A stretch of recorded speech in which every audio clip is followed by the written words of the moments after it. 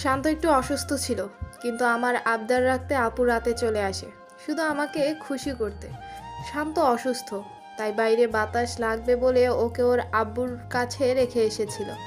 সেদিন জন্মদিনের পার্টি শেষ হতেই আপু রাতেই ফিরে যাওয়ার জেদ ধরে, কারণ বাচ্চা ছাড়া থাকতে পারবে না। বাধ্য হয়ে সেদিন আমার ছোট ভাই ওকে নিয়ে রাতে বাড়ি ফিরছিল, কিন্তু রাস্তায় গাড়ি ব্রেক ফেল করে একটা ট্রাকের সঙ্গে ধাক্কা খায়। দুজনেই স্পট ডেথ হয়। মায়া নিঃশব্দে শোনে, তার বুকের ভেতরটা হঠাৎ ভারী হয়ে আসে। মামনির চোখের জল গাল বেয়ে পড়ে। সেই খবর পেয়েই স্নিগ্ধ পাগলের মতো ছুটে আসে ছোট্ট শান্তকে রেখে। তখন সবাই ভেঙে পড়েছিল। আপুর মৃত্যুর পর শান্তর দিকে তাকিয়ে দুই পরিবার বসে সিদ্ধান্ত নেয় আমার সঙ্গে স্নিগ্ধ বিয়ে দিবে, কারণ শান্ত ছোট, ওর মা লাগবে। বাইরের কেউ তো ওকে ঠিকভাবে দেখাশোনা করবে না। আমিও শান্তর মুখের দিকে তাকিয়ে আমি রাজি হই। নিজেকে অপরাধী লাগতো, ভেবেছিলাম ওর মায়ের মতোই যত্ন করে বড় করব। কিন্তু বিয়ের 4-5 দিন ভালো গেলেও পরে শান্তর আচরণ পাল্টে যায়। আমাকে সহ্য করতে পারতো না, পাশে যেতে দিত না। আমাকে দেখলে রাগে জিনিসপত্র ছুঁড়ে মারতো, বলতো আমি নাকি ওর মাকে খুন করেছি। আর এই কথাটা শান্তর মাথায় ঢুকিয়েছিল ওর ছোট চাচা ইমান। আস্তে আস্তে ওর আরও বেপরোয়া হয়ে যায়। দুই চোখে আমাকে সহ্য করতে পারতো না। আমি দূর থেকে খেয়াল রাখতাম, যদি স্নিগ্ধ কিছু বলতো তখন শান্ত রাগে নিজেকে আঘাত করত, কান্না করত, চিৎকার করত। এক সময় আমরা হাল ছেড়ে দিই, ওদের থেকে আলাদা হয়ে যাই, আলাদা বাড়ি করি। কিন্তু শান্তর মাথা থেকে সেই ভাবনা আর যায়নি। মাঝে মাঝে দেখা করে ওর চাচার সাথে। আমরা কিছু বললে শুনে না, উল্টো ভুল বুঝে। এখনও ও ভাবে আমি নাকি ওর মায়ের খুনি, কারণ যদি সেদিন আমি আবদার না করতাম তাহলে আপু আজ বেঁচে থাকতো। শেষ কথাটা বলেই মামনি চোখ বুজে ফেলেন। মায়া নিঃশব্দে বসে থাকে, চোখের কোণে জল চিকচিক করছে। মায়া কি বলবে ভেবে পায় না। এখানে মানুষটার কি অপরাধ? মৃত্যু তো আল্লাহর হাতে। একদম পাশে গিয়ে আগলে ধরে, চিনতে করবেন না প্লিজ, আমি বোঝাবো শান্তকে।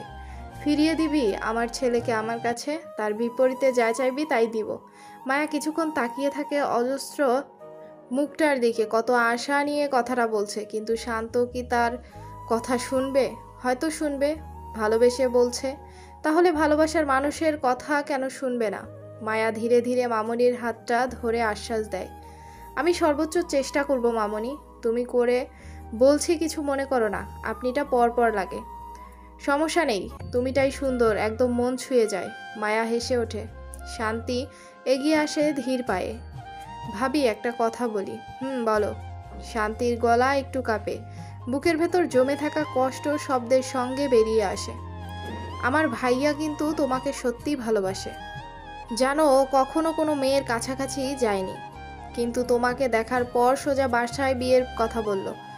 আমার ভাইয়াকে ছেড়ে যেও না, ওর রাগী কিন্তু মনটা ভীষণ নরম। জানো, তোমাকে আঘাত করার পর ভাইয়া নিজেকেও আঘাত করে। আমি একবার ভাইয়ার বুকে অনেক ক্ষত দেখেছি।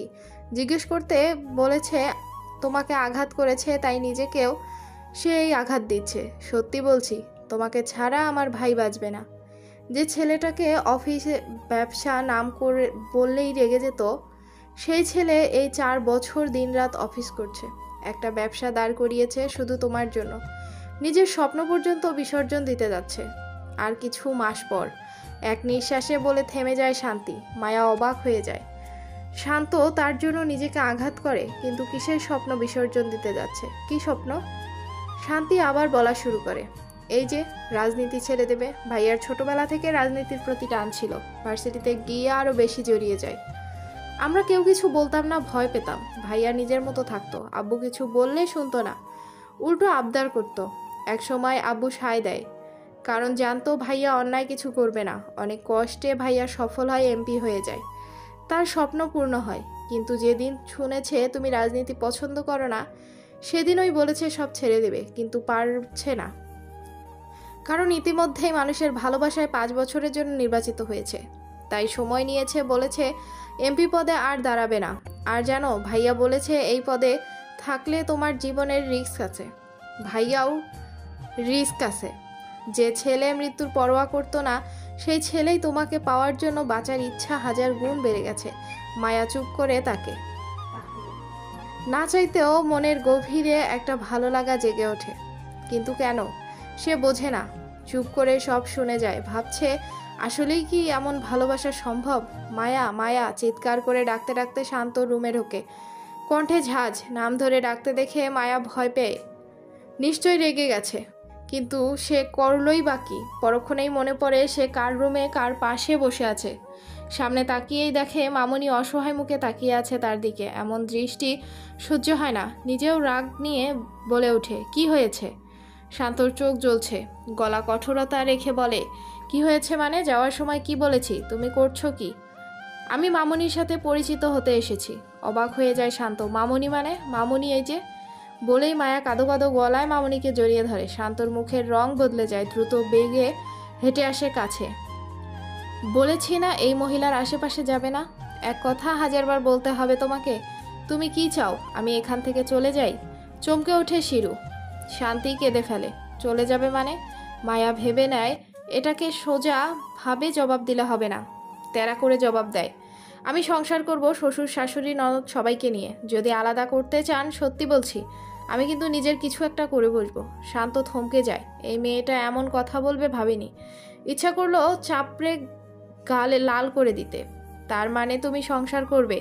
আমি এতেই খুশি, কিন্তু আমি বাড়ি থাকতে তুমি রুম থেকে বেরিয়ে একদম এই মহিলার কাছে আসবে না। নিজের সীমানার মধ্যে থাকতে হবে।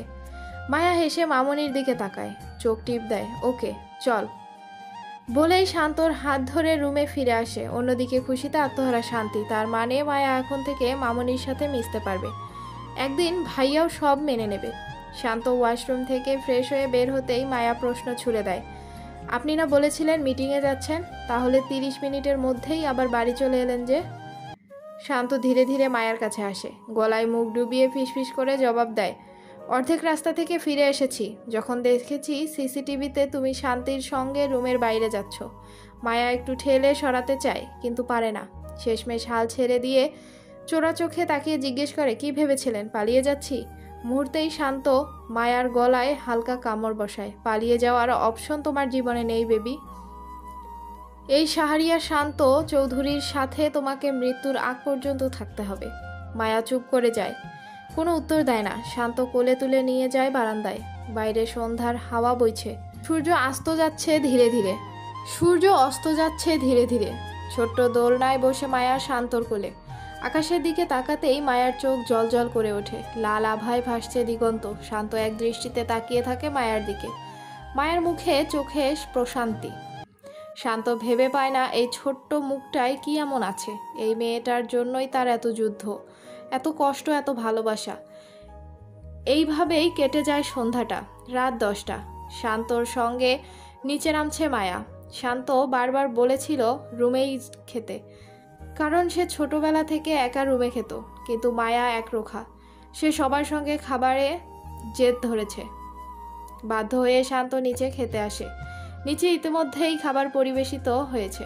একটু আগে উপরে খাবার পাঠিয়ে শিরু, শান্তি, স্নিগ্ধ তিনজনই বসে খাবার টেবিলে। হঠাৎ মায়া আর শান্তকে একসাথে নিচে নামতে দেখে সবাই চমকে যায়। শান্ত কিছু না বলে চেয়ার টেনে মায়াকে বসায়, নিজেও গম্ভীর মুখে বসে পড়ে। মায়া সবার অগোচরে মামুনির দিকে তাকিয়ে চুমু খায়। ঠিক তখনই তাদের অপরিচিত কণ্ঠ ভেসে আসে পেছন থেকে। শান্ত চাচুকে দেখে রেখে খেতে বসে গেছে তো কখন থেকে সবার সঙ্গে খাওয়া হচ্ছে? মায়া মাথা ঘুরিয়ে তাকায়। বাবার বয়সী এক লোক। চাচ্চু শব্দ শুনে মুহূর্তেই বুঝে যায় এই সেই মানুষ যার জন্য শান্তর আজকের এই বিপদগামিতা। চাচ্চু কেমন আছো? চিৎকার করে উঠে দাঁড়ায় শান্ত। ছুটে গিয়ে তাকে জড়িয়ে ধরে। মামুনি অসহায় চোখে তাকায় মায়ার দিকে। মায়া চুপচাপ মাথা নাড়ে আশ্বাসের ইঙ্গিতে।